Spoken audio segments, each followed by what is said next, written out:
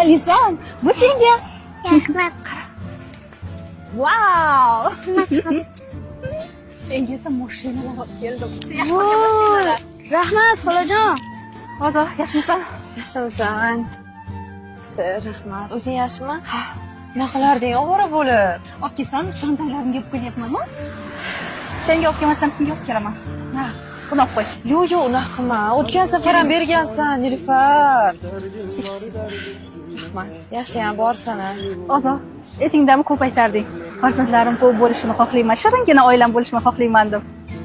Men esa faqat yaxshi o'qishlarda o'qiyman, qimmat mashinalar minaman deb niyat qilardim.